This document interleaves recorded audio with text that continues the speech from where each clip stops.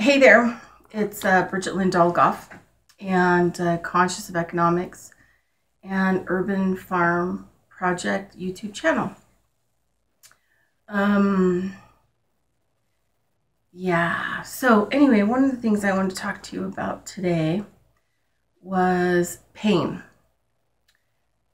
physical pain, and also kind of a head injury type stuff. So I'm trying to talk more and more about the kind of work I do because I deal with energy and structural medicine, but around the brain, so that the brain can pick the parts of the body back up that it has decided not to have a relationship with because there's been closed communication of some sort, usually spinal, or injury, or sometimes emotional abuse or physical abuse can tear tissues and ligaments and nerve communications to the brain as well. So, first thing is that there's more and more research to support that not every person feels pain the same way. So people could have, significant pain responses, even to physical pain, but it's not something that is registering in the left hemisphere, which means that the person, can't identify, oh yeah, it's right here. On a scale to 1 to 10, what is that pain right there? 10 being the most, it's an 8 today. And, like details of what kind of pain. So in order to know where the pain is, you have to be feeling the pain. It's registering in the left hemisphere because it needs details. It needs, duration and language and a lot of these other things that the left hemisphere do well in. Now, if it's registering in other parts of the brain, you may have, a level 8 pain in your shoulder. But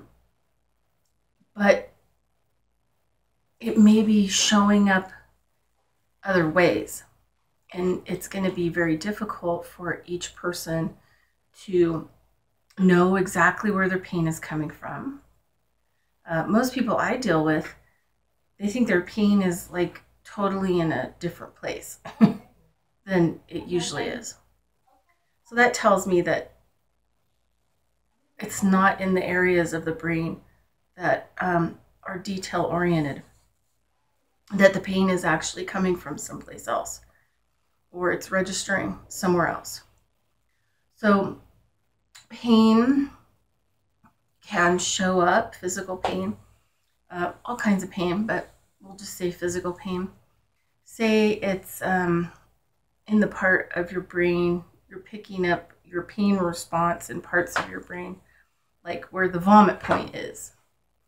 Well, then every time you have pain or physical pain that you don't have details about, may not exactly feel it as, god awful pain, you may start vomiting.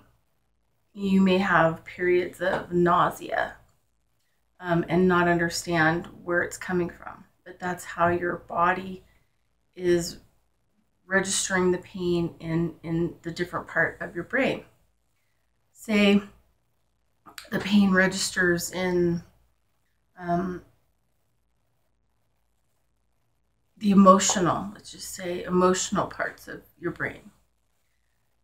So every time you have pain, you may not feel it like as a owie physical, but you may be inclined to pretty serious emotional episodes, like chronic depression,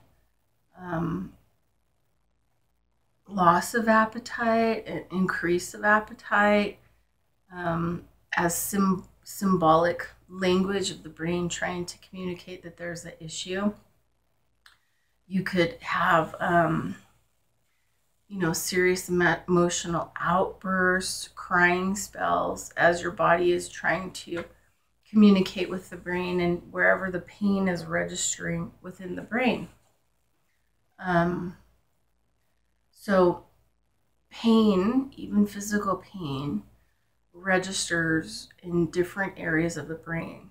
So it's really difficult to diagnose an individual that is in physical pain. You have to work with them and kind of monitor them, and also have them help monitor themselves. Like, how was your week? Was there anything emotional? How was your physical health? How did you feel? How did you react to certain things? So that I can figure out what part of the brain that their pain is registering, and also work with that part of the brain in conjunction with the body to eliminate it, fix it, arrest it, restructure it, regenerate it, and restore it. So that's so brain injuries can be the same thing. I have had clients in the past that have brought me their kids who have been involved in like football or other kind of sports where they ended up having like a serious head injury. One's so severe. Most go untreated. The kid has to be pretty messed up, like slurring, blackout, having some serious pretty problems in order for the school to call an ambulance, right there on the football field. But I have had clients where their children have completely changed personalities. And in one case, the kid had been playing, midget football or whatever they call it, kids football, gotten a head injury that went untreated, went undiagnosed. And within a month, the kid went from being just really grounded and happy and peaceful to kind of a lunatic.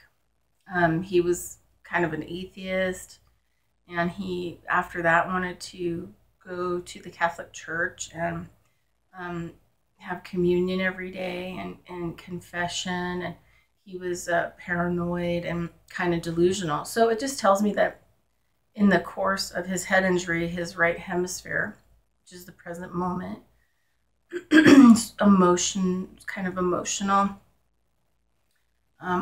totally shut down. And it could have been how the structure of the skull, I mean, people think, these,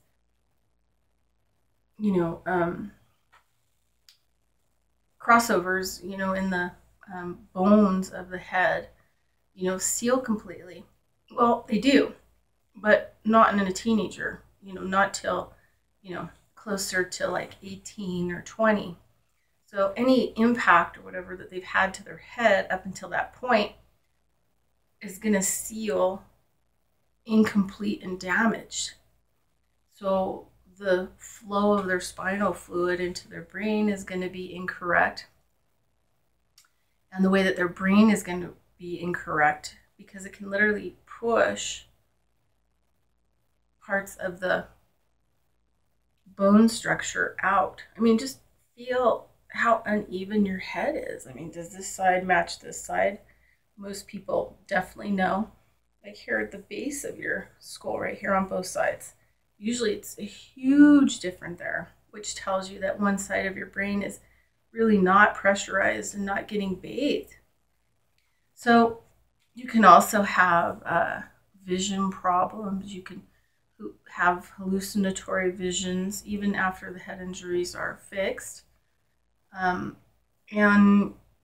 you have enough head injuries as a kid, you can have a propensity for alcohol and drugs, escapism, because you have pain, but you don't know where the pain's coming from. So things like that, and serious shifts in personality. I've had adults come in that, have thought that because I deal with a lot of other stuff like possession for my family work. And so people will come in and I'll check them for possession. And it's rare that those people actually have possession. Usually there's something else going on. They've had a head injury or abuse or some kind of physical, mental, emotional, or spiritual injury. And their brain has lateralized into one hemisphere. And usually that's the left hemisphere, which is reptilian. And it's acidy, it's a disease state. It is language, it is the past and the future. There's no present moment. And it can be cold and calculated and paranoid. Ooh, big time paranoid when it's operating by itself with no right hemisphere. So, so depending on where in the brain that your injury or chronic situation is affecting you, you will react and act out your pain in ways that may go unnoticed. And you maybe not notice as having severe physical pain because you're not feeling it where you need to feel it, and it's not registering in the language detail part of the brain. Anyway, that's a little bit about pain. I will post Jill Taylor Bolt's video, a stroke of insight about the different sides of the brain and how they operate. She is a brain researcher. And that is it. I hope this helps people. Bridget Lynn Dolgoff, Conscious of Economics and Urban Farm Project YouTube channel. Have a great day. Bye-bye.